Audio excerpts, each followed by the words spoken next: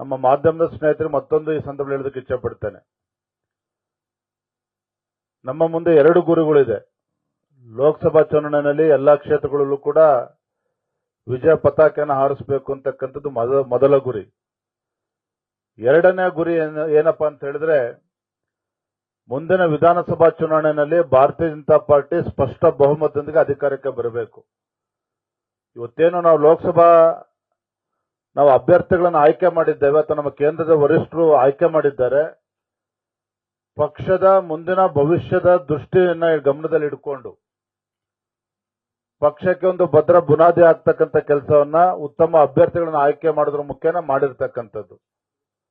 ಹಾಗಾಗಿ ಒಂದು ಲೋಕಸಭಾ ಚುನಾವಣೆ ಗೆಲ್ತಕ್ಕಂಥದ್ದು ಮತ್ತೆ ಪಕ್ಷವನ್ನ ಮುಂದಿನ ವಿಧಾನಸಭಾ ಚುನಾವಣೆಯಲ್ಲಿ ಸ್ಪಷ್ಟ ಬಹುಮತದಿಂದ ಅಧಿಕಾರಕ್ಕೆ ಬರಬೇಕು. ಇವೆಲ್ಲ 2 ವಿಚಾರಗಳನ್ನು ಇಟ್ಕೊಂಡು ನಾವು ಅಭ್ಯರ್ಥಿಗಳನ್ನು ಆಯ್ಕೆ ಮಾಡಲಾಗಿದೆ ಕೇಂದ್ರ ವರಿಷ್ಠರು.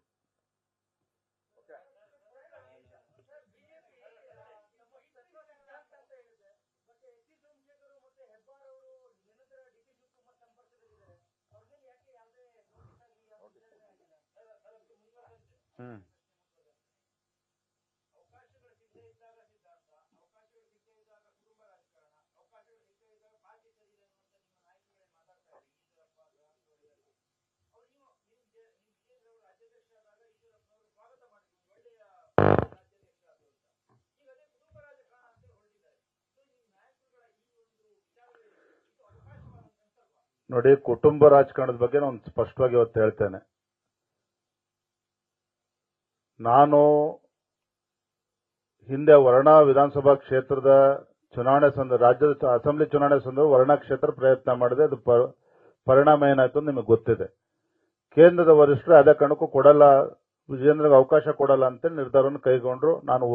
ನನ್ನ ಕರ್ತವ್ಯ ಭಾರತೀಯ ಜನತಾ ಪಾರ್ಟಿ ಒಬ್ಬ ಕಾರ್ಯಕರ್ತನಾಗಿ ನಮ್ಮ ವರಿಷ್ಠರ ಒಂದು ಆದೇಶವನ್ನ ಪರಿಪಾಲನೆ ಮಾಡ್ತಕ್ಕಂಥ ನನ್ನ ಕರ್ತವ್ಯ ಕಾರ್ಯಕರ್ತನಾಗಿ ಅದು ಮಾಡಿದ್ದೇನೆ.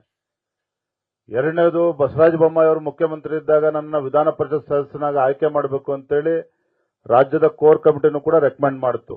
ಕೇಂದ್ರದ ವರಿಷ್ಠರು ಅದನ್ನ ಒಪ್ಕೊಳ್ಳಿಲ್ಲ. ನಾನೊಬ್ಬ ಭಾರತೀಯ ಜನತಾ ಪಾರ್ಟಿಯ ಕಾರ್ಯಕರ್ತನ, ನನ್ನ ಕರ್ತವ್ಯ ಅದು. ನಮ್ಮ ವರಿಷ್ಠರು ಏನ್ ಹೇಳ್ತಾರೆ ಅದನ್ನ ಚಾಚು ತಪ್ಪದೆ ಪಾಲನೆ ಮಾಡ್ಬೇಕಾದ್ರೆ ಪ್ರತಿಯೊಬ್ಬ ಕಾರ್ಯಕರ್ತನ ಕರ್ತವ್ಯ, ನನ್ನ ಕರ್ತವ್ಯನೂ ಕೂಡ ಹೌದು. ಆ ಸಂದರ್ಭದಲ್ಲಿ ನನ್ನ ನಡವಳಿಕೆ ಹೇಗಿತ್ತು ಅಂತೇಳಿ ತಾವು ಗಮನಿಸಿದ್ದೀರಿ.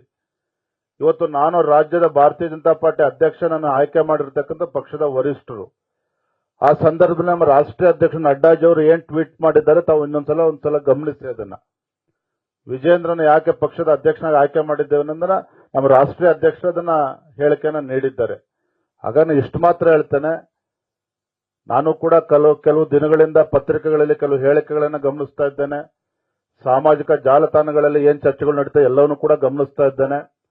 ನನ್ನ ಯಾವುದೇ ಒಂದು ತೀರ್ಮಾನ ಅಥವಾ ನನ್ನ ಒಬ್ಬನ ತೀರ್ಮಾನ ಅಲ್ಲ, ಪಕ್ಷದ ವರಿಷ್ಠರ ತೀರ್ಮಾನ. ಆ ತೀರ್ಮಾನದ ಹಿಂದೆ ಪಕ್ಷದ ಒಂದು ಬಲಗೊಳಿಸ್ತಕ್ಕಂಥ ಒಂದು ಕಾರ್ಯತಂತ್ರ ಅಡಗಿದೆ ಹೊರತು ಇದ್ಯಾವುದೋ ಒಂದು ಕುಟುಂಬವನ್ನ ಬಲಪಡಿಸ್ತಕ್ಕಂಥದ್ದು, ನಮ್ದೇನೋ ಹಿಡಿತ ಮಾಡ್ತಕ್ಕಂಥ ಯಾವುದೋ ಒಂದು ಹುನ್ನಾರ ಅದರಿಂದ ಇಲ್ಲ. ಸ್ಪಷ್ಟವಾಗಿ ಹೇಳ್ತೇನೆ. ಇದನ್ನ ಹೇಳೋದಕ್ಕೆ ನಂಗೆ ಸಂಕೋಚನೂ ಕೂಡ ಇಲ್ಲ. ಯಾಕೆ ಹಲವಾರು ವಿಚಾರಗಳನ್ನು ನಾನು ಗಮನಿಸಿದ್ದೇನೆ. ನಾವು ಏನು ಗುರಿಯನ್ನ ಇಟ್ಕೊಂಡು ಸಾಗ್ತಾ ಇದ್ದೇವೆ, ಚುನಾವಣಾ ಫಲಿತಾಂಶ ಬಂದ್ಮೇಲೆ ನಿಮ್ಗೆ ಗೊತ್ತಾಗ್ತದೆ. ಯಾವುದೇ ಒಂದು ಕ್ಷೇತ್ರದಲ್ಲಿ ಕಾಂಗ್ರೆಸ್ ಪಕ್ಷ ಲೀಡ್ ಬರೋದಕ್ಕೆ ಸಾಧ್ಯ ಇಲ್ಲ. ಆ ರೀತಿ ವಾತಾವರಣ ನಿರ್ಮಾಣ ಆಗಿದೆ. ಅದಕ್ಕೆ ಕಾರಣ ನರೇಂದ್ರ ಮೋದಿಜಿಯವರ ಜನಪ್ರಿಯತೆ. ನರೇಂದ್ರ ಮೋದಿಜಿಯವರ ಜನಪ್ರಿಯತೆಯನ್ನ ಮತವನ್ನಾಗಿ ಪರಿವರ್ತನೆ ಮಾಡತಕ್ಕಂಥ ಕರ್ತವ್ಯ ಪ್ರತಿಯೊಬ್ಬ ಕಾರ್ಯಕರ್ತರು ಸಹ ಇದೆ, ನನ್ನನ್ನು ಸೇರಿ. ಅದನ್ನ ನಾವು ಯಶಸ್ವಿಯಾಗಿ ಮಾಡ್ತೇವೆ.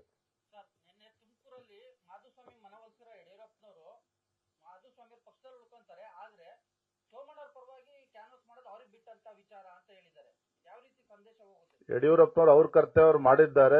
ರಾಜ್ಯದ ಅಧ್ಯಕ್ಷನಾಗಿ ಎಲ್ಲರನ್ನ ಹೇಗೆ ತೊಡಗಿಸ್ಕೋಬೇಕು ನನ್ನ ಕರ್ತವ್ಯ, ಅದನ್ನ ಮಾಡ್ತೇನೆ ಯಶಸ್ವಿಯಾಗಿ.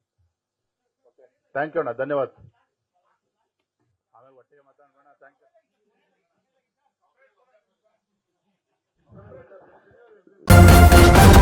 ನ್ಯೂಸ್ ಫಸ್ಟ್, ನಿರ್ಭೀತಿಯಿಂದ ನಿಮ್ಮ ಪರವಾಗಿ.